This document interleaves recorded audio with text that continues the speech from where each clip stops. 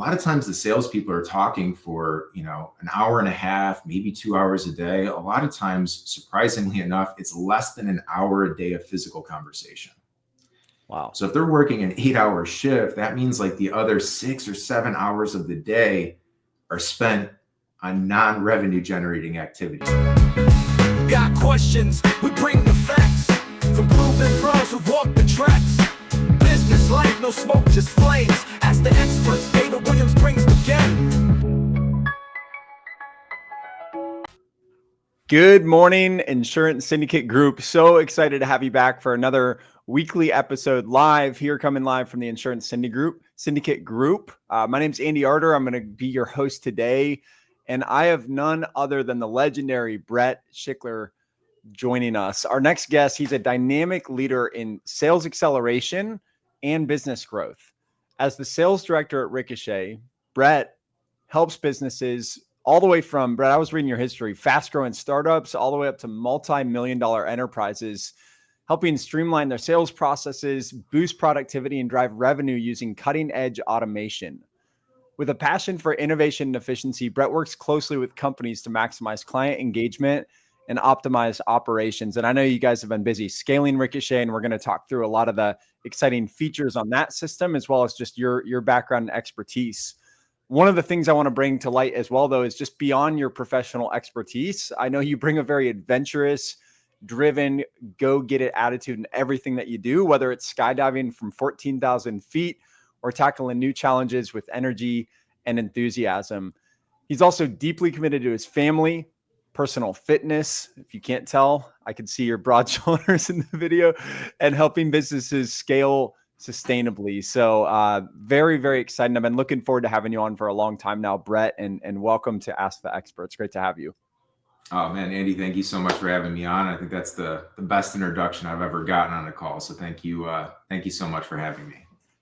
Just reading the facts. Absolutely. Happy to have you here. And, I've had a chance to get to know you over the last 4 or 5 years and know some of your background. I personally don't know all of it. And I think before we get jumping into tactics and strategies, would love if you could just maybe rewind the clock back to whether it was when you were leaving school or getting into your first professional sales position. Like, if you could just walk us through sort of the evolution of Brett and how you ended up, nowadays overseeing sales at Ricochet. What happened before that? How did you get into the sales game, and what are some of the different, projects and companies and things that you've been involved in just in your career? Yeah, no, can definitely rewind it back for you a little bit. So I think really kind of what sparked me to get into sales initially, I had, two phenomenal parents. They were great examples, great role models growing up. They exemplified great work ethic. And, still to this day, I don't think I ever saw my dad take a sick day. I think he grinded it out no matter how he was feeling. Same with my mother. They both did a great job raising my brother and I. And, they did end up splitting up when we were kind of in our younger years. So when my mom was, we were living with my mom at the time. And unfortunately, she went through, a series of kind of, rough events in her life. And not her fault at all, but the childhood house that we grew up in actually got foreclosed on. And we lost that childhood home. So I think that had like a really profound impact on me at a young age. And, when I started getting a little bit older, I just kind of made a commitment that I was never going to be in that situation. And, I was kind of looking around and didn't have a ton of direction, internally on what I wanted to do. But I knew that I wanted to, maybe even invest in like real estate. And that was something I was really passionate about. I didn't have the means for it. I was, didn't have 2 nickels to rub together. So I started looking around for opportunity. And one of my friends at the time was just hired in a commission-based sales job, which was kind of a new idea to me at the time. I knew about trading your time for money. That's kind of the way my parents always did it. They worked really, really hard, worked a lot of hours, nights, weekends, a lot of holidays were given up to provide for me and my brother. So, the idea of working a commission-based sales job was definitely intriguing. It turned out to be a huge blessing for me. So I was talking to my friend, he said, if you're looking, I got hired at this retail furniture chain here in upstate New York and kind of here on the East Coast. And he said, why don't you come in and, talk to the manager and just kind of see if it's something that, you might like to do. I can definitely get you an interview. So I took that interview and, went great, crushed the interview. They extended a job to me. And, I did that for a couple years. And I was always I did all right. I was kind of like middle of the pack. I wouldn't say I was like exceptional at sales by any stretch of the imagination. I was probably like, mid to kind of like lower end performer. And after a couple of years, I kind of had to have like a, come to truth moment with myself and say like, hey, like, am I really giving this my all? So I kind of did some introspection and self-reflection, and I just kind of made the decision that I wasn't at the time. So I knew I had to change something. And that day on my lunch break, I went over to Barnes and Noble. I was never really a real avid reader, but I just had this, like, I don't know if you ever have that instinct, Andy, like you just got that small inner voice that's just like pushing you to do something. So that I listen to that voice when it comes to me, and it said, go to the bookstore. You got to start reading, right? I had no idea what I was looking for. So I ended up, looking at a million books on the wall, and I kid you not, there was like a shining light at the back of the store, and it was like beaming down. So I was like kind of drawn to it. I walked back there, and it was shining on the self-help section. And specifically what caught my eye was a book titled Think and Grow Rich by Napoleon. I'm sure the audience here has all heard of that. Probably, we've all read it. But at the time, I had never heard of the book. I didn't know its provenance and kind of the space there in self-help, and Napoleon Hill being kind of one of the founders or creators of that whole subject. And I locked myself in my room. I was living with some of my buddies at the time, and like I said, I wasn't a big reader at the time, so it took me a while to get through that book. But I literally locked myself in my room every single night, just reading that book over and over and over again. And it gave me that belief that we do become what we think about, and it showed me a path where I was currently at to where I wanted to go. I needed to have like a goal, a destination. I needed to have that burning desire. And then I had to work constantly towards that goal with faith. And I did that, and slowly I started to see my sales skills got better, and I was more confident, and I started reading more books, and I started just kind of consuming every piece of literature I could get my hands on that was about having a positive mental attitude, sales, psychology, Winning Friends and Influencing People, another one of my favorite books, and then, investing and finances. And it's just something I was really passionate about. And slowly I worked my way up from what we called at the time, which was like a key holder. You're basically a sales associate at the store. And then I became the assistant manager, and then the store manager. And then I moved on to the regional sales trainer position within that company. And that was all within a relatively short period of time. I was able to, double and then triple my income, and was just seeing a lot of success. I ended up buying my first rental property and within a year. And, I had a goal based on what I went through with my family to provide safe, clean, and affordable housing. And that was just such a cool thing to be able to provide that. So really felt like I had hit like one of my personal goals, and wasn't going to stop there. So I kept focusing, kept learning, had the opportunity to teach a lot of really great folks at that company. And then I finally felt like I hit the kind of proverbial glass ceiling, and I decided I wanted to go out and try something new.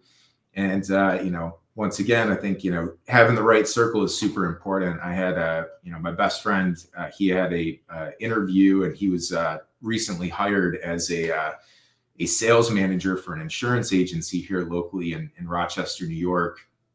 And I had been interviewing. I actually had accepted a position with another software company, and I was telling my buddy about it. He's like, well, look, if you're looking, you got to come talk to the agency owner over here.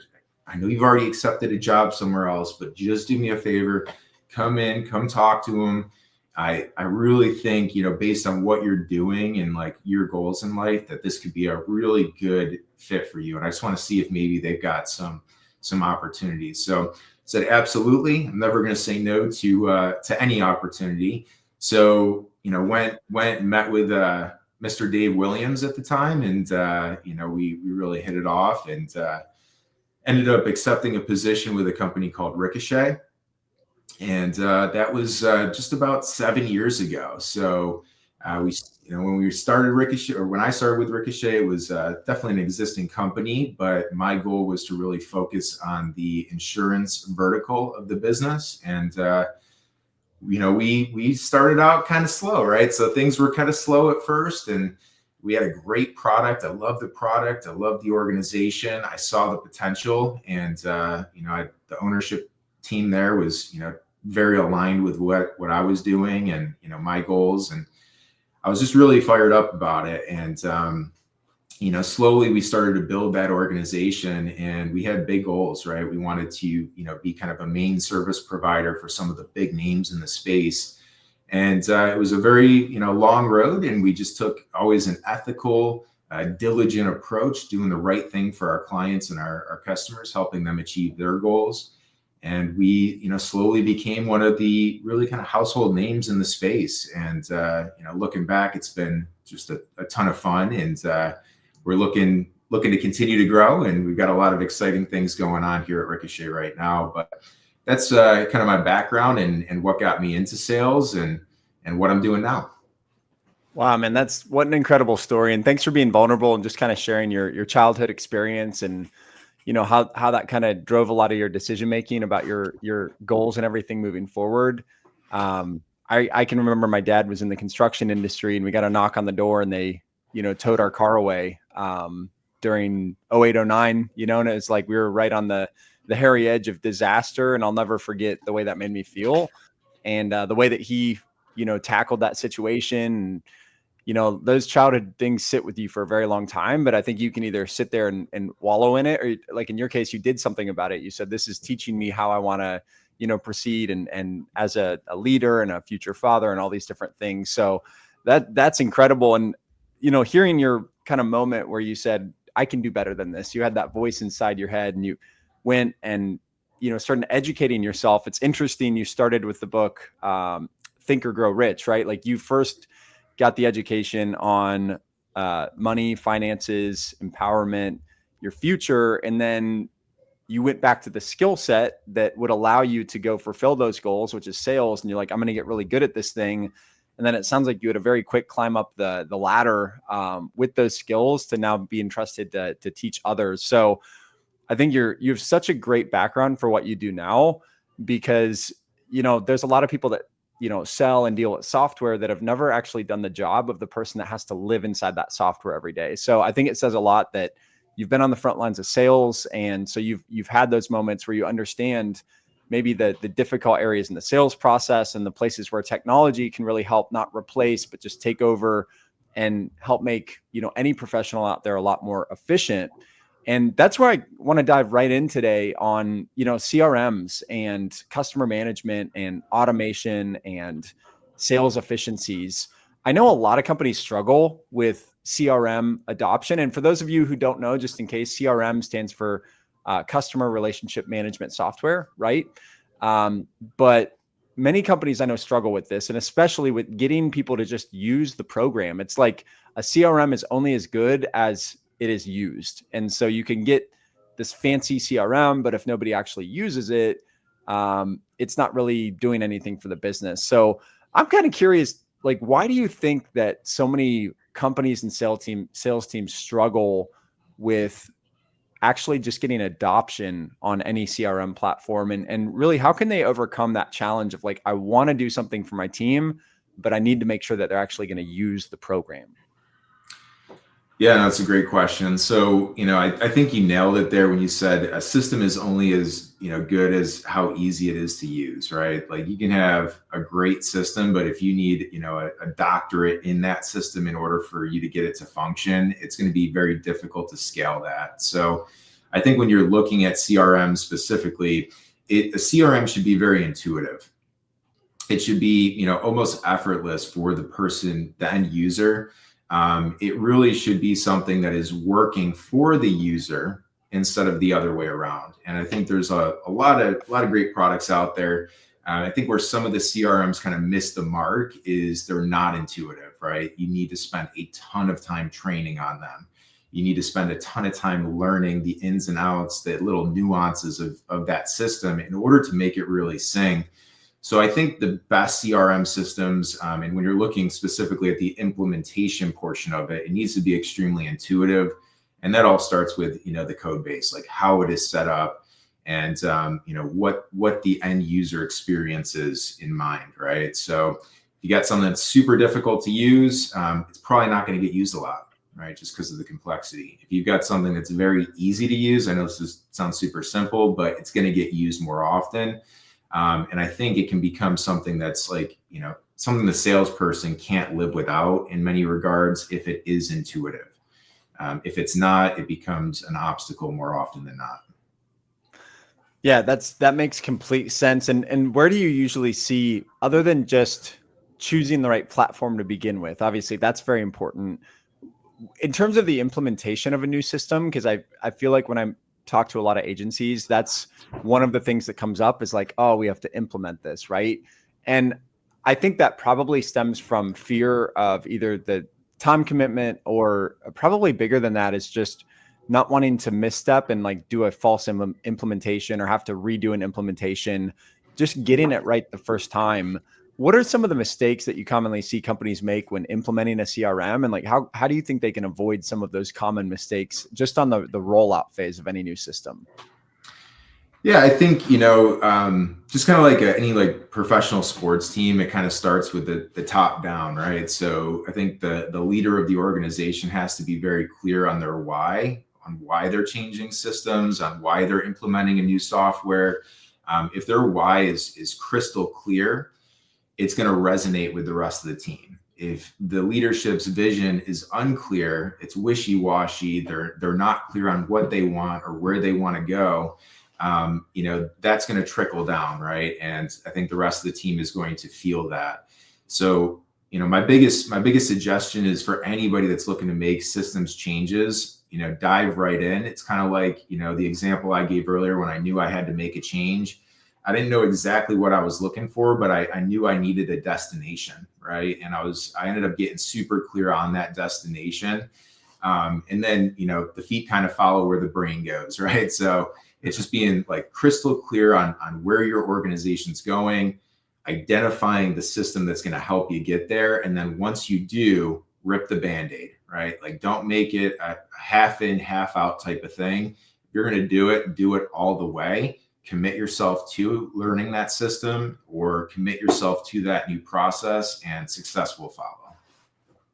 Beautiful. And I love what you said about like, it starts from the top down, and you've got to have your why as a leader and then enforce that. And, I think definitely coming in and setting a non-negotiable with your team and just saying like, this is why, and like, this is the expectation. This is now part of your life is so big. And I know exactly what you're talking about. I've seen, companies, agencies make that misstep where as soon as the team gets a feeling that, oh, maybe they don't care, maybe they're not checking that I use it, they just never go through that growth phase of learning how to use it. And then life becomes a lot better for them. So I love that. And can you maybe list some of the different inefficiencies in sales processes that you believe something like Ricochet solves, and just giving agencies an idea of where automation can help and some of the key areas where you see that normally it would get missed without the right technology, but with the right technology, these are areas that can be picked up within the sales process, whether it be the initial lead response, the follow-up process, the organization,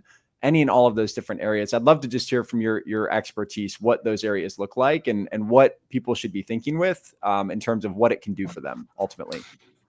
Yeah, absolutely. So I think, one of the problems or one of the obstacles for any sales professional out there is analysis paralysis, right? So we've all heard that term.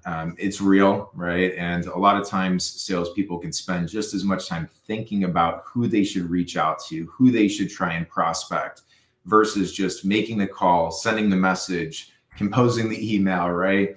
I'm a big believer in taking action, and that massive action is going to get you massive results. If you're not taking the massive action, you're not going to get the massive results. So, when you're looking at systems specifically, having a system that takes the thinking out of it for the end user is absolutely paramount. Like, if the user has to, go in and run their own mental algorithm to figure out which lead they should call or who they need to follow up with, they're going to waste minutes. Minutes turn into hours, and hours turn into days, right? So that all compounds. And I think if the salesperson is having to do that, 10 or 20 or 100 times plus a day, that's eating into the time that they could be having a quality conversation. They could be building a relationship or helping to solve a problem. And those are the real revenue generating activities, right? There's the 80-20 principle where, 80% of your results come from 20% of your actions. And I see it far too often where this, sales professionals out there are spending their time on the 80% that drives 20% of the revenue and 20% of the results. So I think you should flip-flop that with your systems. It should be intuitive, as I mentioned earlier, so that they don't have to think, right? It's doing the thinking for them. And when I say, the system is working for the end user, that's what I mean by it, right? So taking the thinking out of it will reduce analysis paralysis. If we can get them in more conversations, having more time to spend building those relationships, those are really the revenue generating activities. Setting up, follow-up calls, sending out follow-up messages. The technology is, come so far now that with these CRMs and systems that we can automate those processes, right? What we can't automate right now is the real human connection, right? And I think as we get more into AI and that whole cool industry, the human connection is going to become more and more valuable. So I think that's a huge area to focus on whenever you're selecting a system. Wow. Yeah, I love that. And we can definitely, I think if we have time today, get into some AI, because I know you've gone in a lot of different directions with artificial intelligence, and I'd be curious your insight on that. Looking into, I guess, maybe some case studies or examples. Everything always comes down to the bottom line at the end of the day. I don't think any business owner wants to do something just because it's cool or it's the trend. They're going to do it to help their team grow, make more money, help more customers, live a more efficient business life in their mission. And so I'm curious if you could maybe just share some of the expected increases. And if you want to use an example client or just talk very generally, just to kind of understand where people typically see the biggest lift in the first, let's say, 90 days of coming on board with like a Ricochet. What are the areas that they're typically looking at KPI wise, and what sorts of results do you typically see, either from a activity level, a production level, an efficiency level? What should people be expecting? Yeah, that's a great question. And, I'm a little biased, obviously. I'm going to kind of speak more from my position here at Ricochet. But I think, a lot of the clients that I work with, I see a lot of patterns. So, very common in the insurance industry. A lot of the sales revenue is generated over the phone, right? Having those quality conversations. And if you look at the numbers, right, because I think we can always feel like if you ask anybody, they're always so busy. They don't have any more bandwidth. They don't have any more time in their day. But when you really start to unpack the numbers, like where is that time being spent? How can we make it more efficient so that you can spend more time focused on those revenue generating activities, which is going to help the business grow. It's going to help you retain your people longer because you're going to have happier people that are making more money. So there's a small little group of things in your day-to-day that are actually paying the bills and are actually generating that revenue. And what I like to try and focus on with my clients is the actual quality conversation, as I mentioned earlier. So just as like a general kind of consensus or pattern that I see in the industry, a lot of the agents I speak to, they've got CRMs, they've got phone systems, they've got tools in place a lot of times. But when we really unpack their day-to-day for their team, a lot of times the salespeople are talking for, an hour and a half, maybe 2 hours a day. A lot of times, surprisingly enough, it's less than an hour a day of physical conversation. Wow. So if they're working an 8-hour shift, that means like the other 6 or 7 hours of the day are spent on non-revenue generating activities, right? I like to call it busy work. They're either managing the CRM and trying to update the CRM and create their own workflows so that they can follow up. Maybe they're spending time entering data, right, which is very time consuming, manually composing follow-up messages. There was an interesting article I read in Forbes a couple of years ago where the average salesperson spends 35% of their day just composing follow-up emails, right? So like if you could just automate that one thing, it gets you, almost a third back of your day, right? 33 or 35% more of your day back to focus on those things that really do move the needle and drive revenue. So, what I like to focus on if they're talking for an hour, hour and a half, 2 hours a day, and the agency's goal is to say double their production. Well, we got to find a way to get these people talking for 3.5, 4 hours a day. If we can double the amount of quality conversations, that revenue generating activity, assuming that it's the same team, assuming a similar marketing strategy, assuming that your sales team is going to be the same, person that they are tomorrow that they were today, they're probably only going to get better at their sales skills because they're taking, more of those opportunities and more of those learning experiences. But even if it's just the same closing rate, if the only thing that we adjust is we can double or triple the amount of quality conversations being had, a lot of times we can double the amount of production or triple the amount of production. It directly correlates with how the agency performs. So I really like to dig in on those metrics, talk time. How can we keep the team focused on those revenue generating activities? And if we can, the quotes, the closes, they will follow directly in line. Beautiful. And that actually leads me right into my next question, right in line with that, which is to do with the reporting and the most crucial KPIs. I remember when I actually believe you were my guy. I had reached out and gotten a demo, I think, from you on Ricochet, and we ended up bringing our call center online with you guys, and it was just an incredible experience. But the thing that tipped me over the edge was the reporting, because I saw that you could tag different lead types and different leads in the system, and then you could measure them all individually, like instantly. Just that dashboard report to be able to see key metrics and see things like cost of acquisition, contact rate, so on and so forth. So what are some of the metrics that when you have a fully built account and they're trying to now use that data to make better decisions in their business, whether it be a different lead source or keying into a team member that's maybe underperforming, like any given day, a user of Ricochet, what metrics are they looking at to measure success on their lead, success of their team? And then like, how are they using that data to make better decisions from that moment forward? Yeah, so I think there's a couple things I kind of want to unpack there a little bit. First, just kind of going back to, the systems is only as good as how easy it is to use. I think the same thing goes for reporting, maybe even more so.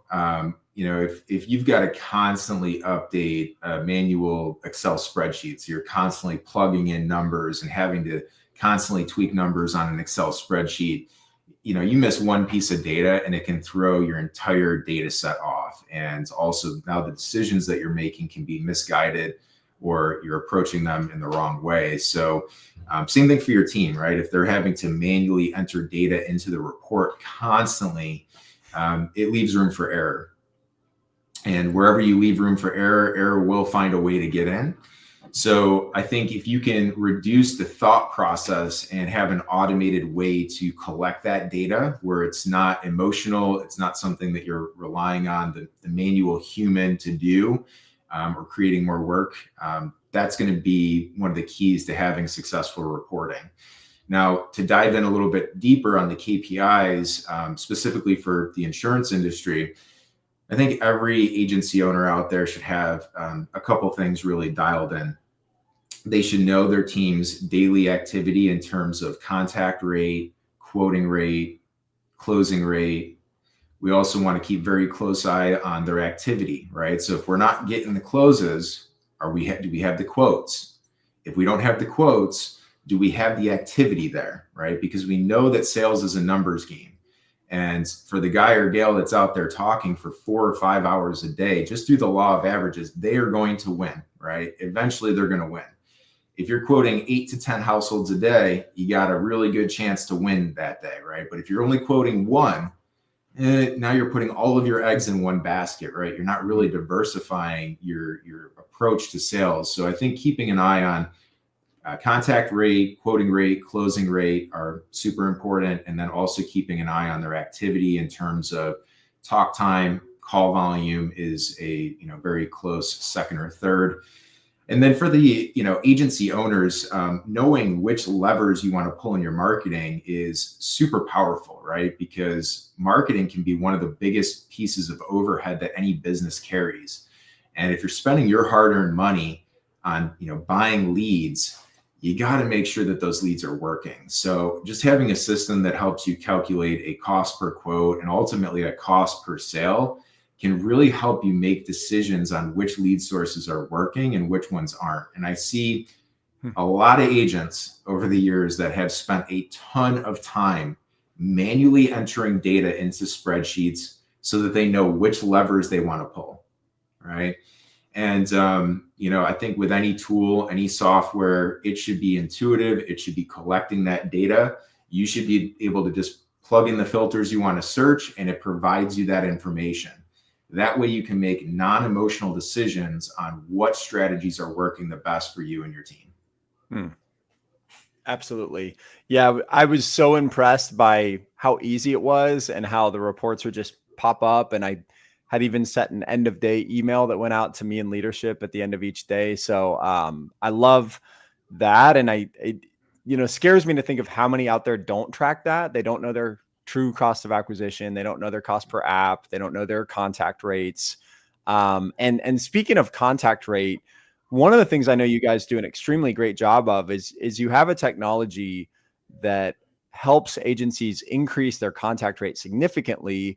And I don't know how you'd explain it, to somebody who's maybe like never really dove into that topic, but if you could kind of do the elementary school approach for anybody and any audience member here to just talk about the importance of contact rates, and then like, what is the actual technology that goes into increasing that rate? Yeah, great question. So, when it comes to contact rates, I think that there's a couple different variables that can have a profound impact on your overall contact and success rate with any marketing strategy. So the first thing I'll touch on is speed to lead, right? So I think as a society, we all want instant gratification, right? We all want it now. And especially when somebody's shopping, right? They expect instant gratification. That is the only acceptable level of service in today's society. So I want you to put yourself in the shoes of your potential customer for a moment. Let's just use like a lead that's generated online as an example. So if you were shopping today and you went online and you were shopping for insurance, and you type it into Google or you're searching it on your phone, and it brings up a whole bunch of options to get a quote, and you click on one of those links and it brings you to a web form, right? It asks you to fill out your contact information and what you're interested in getting quoted. And you're brave enough to do that, right? You put all your personal contact info in there, you agree to the terms and conditions, and you hit submit. Your motivation level as a potential insurance customer is absolutely at its pinnacle when you hit that submit button, right? If you're fast forwarding 3 hours or 5 hours from now, you can be at a whole different place mentally, right? You might be picking up the kids from school. Maybe you're preparing dinner. Maybe you're putting the kid to bed. So I think it's really essential that speed to lead is something that you look at when it comes to overall contact rate. If you have a system that can grab that lead off the ether or off of the internet and instantly generate a form of communication, whether that be a phone call, a text message, or an email, that provides the instant gratification to your lead. And more often than not, you're going to be the person that wins that business, right? So I think speed to lead is absolutely essential. Another area of opportunity I see is consistency. So a lot of leads, unfortunately, are called only a handful of times, a couple times, maybe 2 to 3, right? It's not enough. The studies will show that the average lead that's generated online, just using that same example, needs 17.8 phone calls to consider that the life cycle of a lead. So if we're stopping at 2 or 3 calls, we're just not following up enough. And a lot of the systems out there have a difficult time to bubble that lead up again and again and again to work the whole life cycle. And that's really what Ricochet excels at, is taking the thinking out of it for the salesperson, but ensuring that they're being called quickly and consistently to work that lead through the entire life cycle. So I would start with those 2 things. And then the other thing, we came up with a really revolutionary piece of technology here. We have a proprietary spam protection option at Ricochet called Spam Guru. And I just want the listeners to kind of, do a little mental exercise with me for a moment. I'm sure we all have cell phones. I want you to think about the last time that your phone rang with a number that you didn't recognize. You've never seen the area code. You never recognized it. You might have been a little bit hesitant to answer that call. Now I want you to think about the last time your phone rang and it showed the caller ID as potential spam or scam likely, right? So now your confidence level in that call has dropped even further. And for this industry, which I know a lot of us are doing, telesales, we're selling 90% over the phone, that can be a huge problem, right? Because society has been getting these calls that show up as potential spam for over 2 years now. So they've built that muscle memory that they don't want to answer those calls. With our particular solution, we have a way to register your phone numbers. So the cell phone providers are watching all of our calls. And I promise I'm not a conspiracy theorist. I know I sound like it when I say that, but they're watching all of our calls, right? And if they see you making too many calls in a day, they flag you as potential spam or scam likely, and your contact rate drops. Your team gets frustrated because they can't get as many people on the phone. You're having to throw more money at your marketing, and it can be really detrimental to any agency. So what we do that's kind of unique is we have a proprietary way to register your phone numbers for compliant calling. And then we limit the amount of calls that are made on each line, or we spread the call activity over a block of numbers. And this helps to generate a far superior contact rate because the end receiver of that call always sees a local phone number. So kind of going back to that mental image you had there, now imagine your phone rings and it's showing a local phone number. You recognize the area code. It looks like that whoever's calling you is right down the street. You probably feel a little bit more confident, at least, in answering that call, right? Because you know that it's local. People like to do business locally. And I think, as the world is, kind of becoming a smaller place, right? Our local community is kind of even more valued, more so now than ever. So, we've got some really great options here to, make sure that those contact rates are where they need to be. That's beautiful. I was, kind of involved or collaborating with you on a mutual client, I think last week. And without that technology, they were getting at best about a 17% contact rate.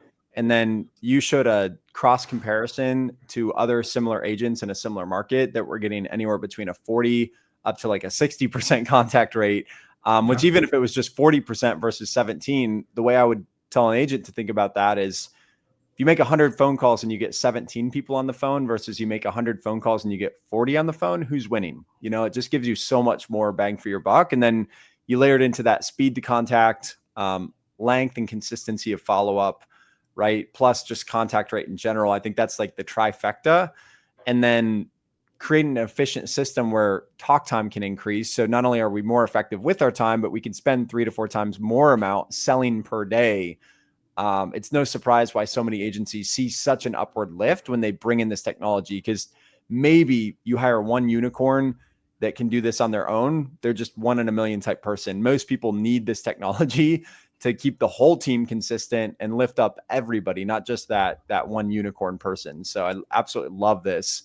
And I want to see if there's any sort of involvement that you guys have, or even any insight you have on how artificial intelligence kind of plays into this whole thing. Are you guys using or looking at any AI sort of integration or anything like that that might be involved with Ricochet down the line?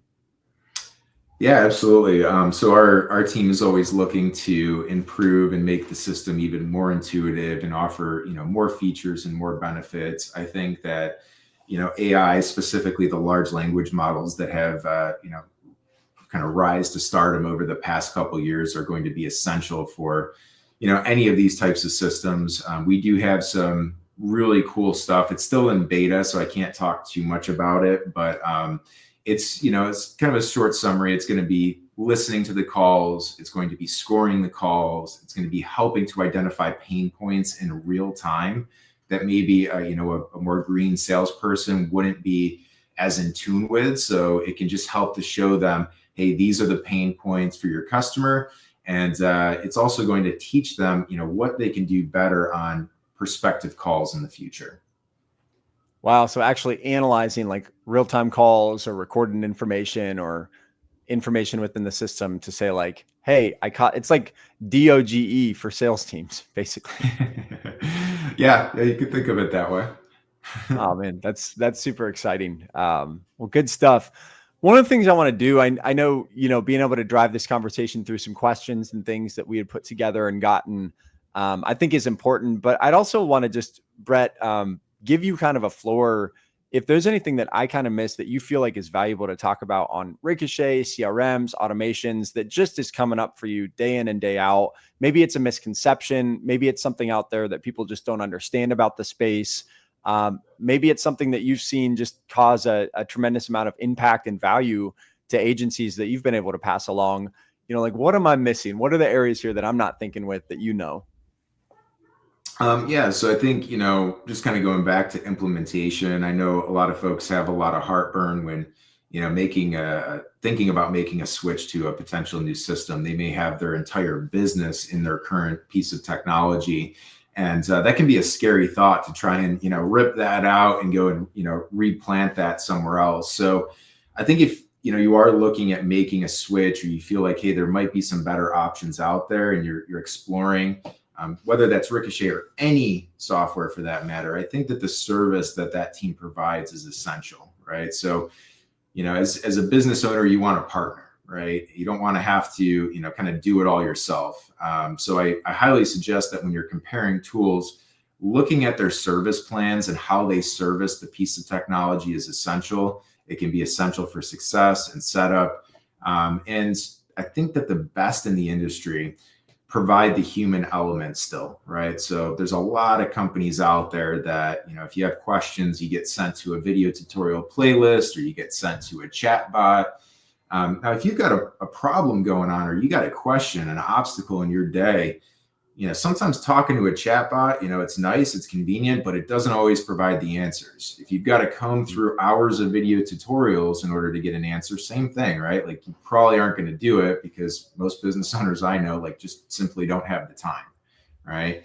A lot of things that need their attention. So you should have a support option that has real people that you can talk to, subject matter experts that can help to solve problems, answer questions, and more importantly, help to train your team, right? So the best softwares I've ever encountered, they all have that component in there. And I think that's something that any business owner should definitely, keep in mind when comparing tools. Another thing is, how many other systems do you have to layer on, right? So there's a lot of tools out there that, they do one thing, really well, but it might not encompass everything, right? You got to piece together a whole puzzle in order to make it work. You might need this piece of technology integrated with this piece of technology to integrate with this one. And they're all speaking to each other, or hopefully that's the idea, right? And getting them to talk to each other. If you've ever, played around with software, it can be challenging, right? Even for somebody that's extremely tech savvy. Having a system that has those features natively built into an all-in-one solution is always ideal, right? So if you've got to layer on 3 or 4 or 5 different pieces of technology, that can be a challenge. Ideally, you want like 1 or 2, 3 max. Super interesting. What kind of technologies are you seeing people use? Is it like the quote bursts of the world and things like that? Are there ones that you're seeing out there that are just no-brainer add-ons or, integrations into the agency that make sense for what you're talking about, which is efficiently following people up, responding to your leads, so on and so forth? Like, what are you seeing out there as other third parties that maybe you guys integrate with? Yeah, well, I'm a little biased because Ricochet is an all-in-one system, so we kind of do everything under one roof. There's certain agencies out there that have mandatory, softwares or tools that are implemented by their home office or the corporate entity itself, so they can't flex on that, right? Like they have to use it. So I think whatever you're looking at adding on potentially, just making sure that it meshes well with the current technology stack that you have in place is essential. And there's thousands of these out there. I mean, I don't necessarily have like a specific, hey, 1, 2, 3 list of these are the ones that you should check out. I think it's more on a case by case basis, depending on the agent's specific goals. But if there's anyone ever out there, I'm more than happy to take a dive into their current technology stack, their goals, and see if there's anything that I could suggest to help them continue to grow and scale towards that goal. Beautiful. That's awesome. Thank you for that. And one of the things I wanted to kind of dive into before we wrap up here today is going to be sort of bringing this full circle, right? Because we've talked a lot about, and you've given a ton of amazing information on Ricochet and CRM technology and contact rates and efficiencies and automation and just so much value packed into that if a company can just get that right, I'm sure they're going to see a massive increase. But also it's very important, the people that you have in there. I mean, a great CRM is not going to make somebody who's not, inherently driven or the right fit for the company work any better. So I think it's really important to, people understand, hey, still have to have the right team. This doesn't replace a good, solid team. And one of the things I'm curious about, because you've been so involved, you were, regional sales trainer at a very large organization. You've obviously worked with literally like that, I think probably thousands, if not tens of thousands of insurance agencies at this point. What are some of the key attributes that you see when you dive into your different client accounts? They both have the same CRM. Maybe they both have the same lead source, but one agency is doubling somebody else's production. That's a team thing now. We got the same technology. Now my team's better than yours. So what are some of the common attributes you see within the top performing teams that you work with? Like, what are those staples within their business, their culture, their performers that, agencies can kind of think with, whether they're hiring or looking to train their existing team to like get up to that level? Yeah, that's a great question.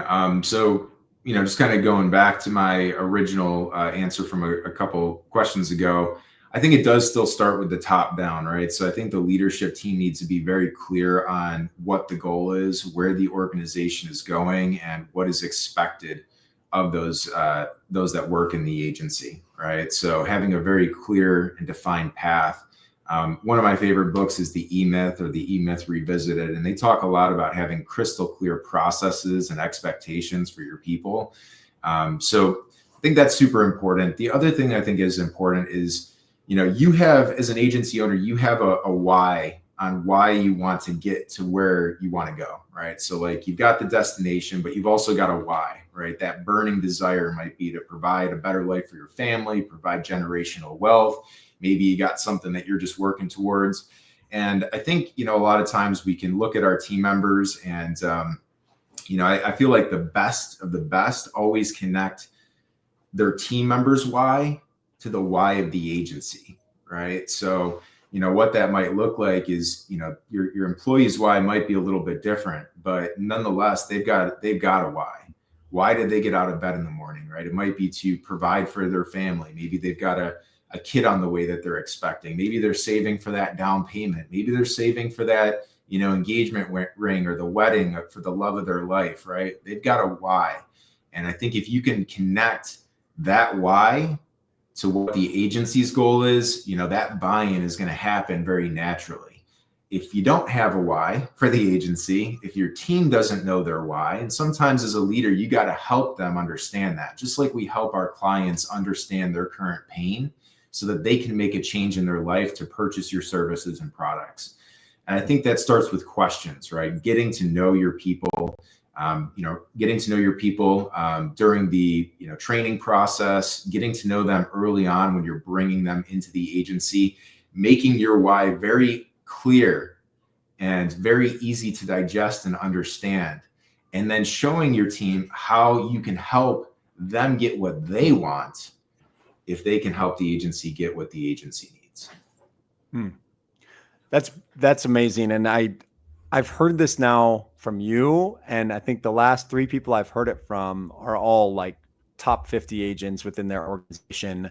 Seems to be just one of the most consistent pieces of advice in the sales space. And hearing it now again from you just reinforces it even further for me. And anybody who's new and you hadn't heard that before, like aligning your team's goals, understanding them. And I think the key I heard there was like ask, be curious, like get involved with your team so that you can understand those wants, those whys at like a very deep level, because it's a completely different conversation, as we both know, trying to get somebody back on track or push them to the next level when it's about them versus being about the company's goals or whatever that might look like. So I know Dave says it all the time when he's on here that if you help people get where they're going, you're going to have no problem getting where you want to go as well.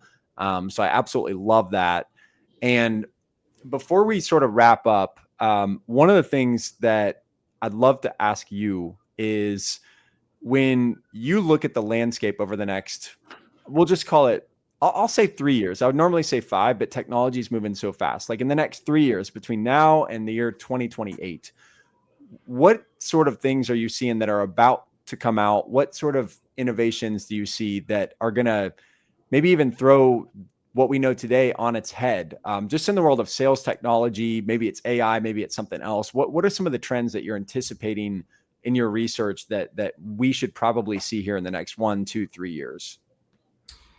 Yeah, I definitely think that the trend here is, if you look at, software as a whole, software has exploded exponentially over the past decade. I think you can't really walk down the street, you can't walk into a store without a piece of software running, multiple portions or multiple parts of that ecosystem.